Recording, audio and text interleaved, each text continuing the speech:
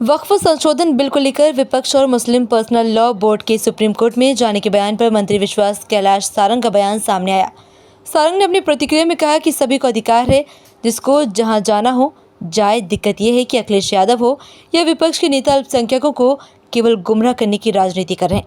अखिलेश यादव और विपक्ष ने मुसलमानों को बरगला के राजनीति करने की कोशिश की है। भोपाल में जिस प्रकार से हजारों की संख्या में मुस्लिम भाइयों बहनों ने बिल और प्रधानमंत्री नरेंद्र मोदी ने समर्थन में अपनी भावनाएं प्रकट की, उससे ये स्पष्ट है कि अब तुष्टीकरण की राजनीति नहीं चलेगी। तो पानी का पानी सामने आया है। जिस प्रकार से लोकसभा में हमारे यशस्वी गृह मंत्री जी ने इस बिल के बारे में बताया, रिजू जी ने इस बिल के बारे में बताया, तो ये स्पष्ट हुआ है कि ये किसी कौम के खिलाफ नहीं है।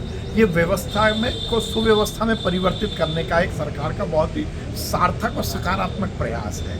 देखिए, मेरी संपत्ति, आपकी संपत्ति या किसी की भी संपत्ति का विवाद कोर्ट में जा सकता है, पर वक्फ का नहीं जाएगा। क्यों नहीं जाएगा? इस देश में लोकतंत्र में कार्यपालिका, विधानपालिका और न्यायपालिका सबके अधिकार भी हैं, कर्तव्य भी है, उनकी सीमाएं भी हैं। यदि न्यायपालिका को हम इस तरह से किसी एक तुष्टीकरण की राजनीति के लिए अलग कर देंगे तो ये ठीक नहीं है। और ये कल तो सामने भी आया, 10,000 मुसलमान भाइयों ने ही तो कोर्ट में, उनके ट्रिब्यूनल में केस लगाए थे जिनके साथ अन्याय हो रहा है। तो ये मुसलमानों के खिलाफ कहाँ हुआ?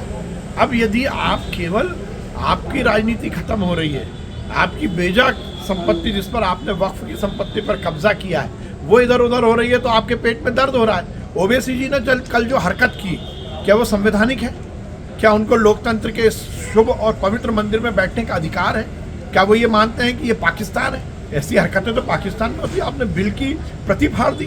अरे ये देश कायदे से चलेगा, कानून से चलेगा, व्यवस्थाओं से चलेगा, परंपराओं से चलेगा। ये सदन कोई मछली घर नहीं है। जिस प्रकार से आपने अपनी कुंठा को दिखाने के लिए और अपनी राजनीति की रोटी सेकने के लिए बिल की प्रति फाड़ दी, तो शर्म आती है। मुझे लगता है कि इस तरह से ये सुनिश्चित हुआ। अच्छा, प्रियंका जी कहाँ हैं? कहाँ है राहुल जी? ये भी देखिए, अब उनको नहीं दिख रहा कि संविधान की धज्जियाँ उड़ाई जा रही हैं। देखिए, ये बिल के बाद ये सुनिश्चित हुआ है कि भारतीय जनता पार्टी के मुसलमान के विरोध की बात नहीं कर, गरीब मुसलमान को हम संरक्षण देने की ही बात कर रहे हैं।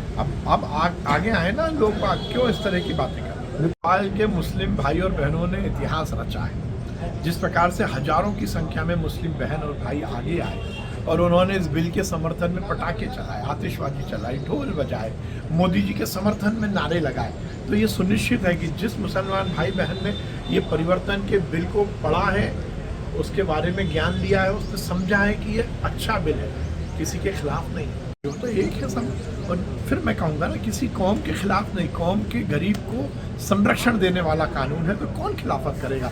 जो खिलाफत कर रहा है वो तुष्टीकरण की राजनीति को आगे बढ़ाना चाहता है।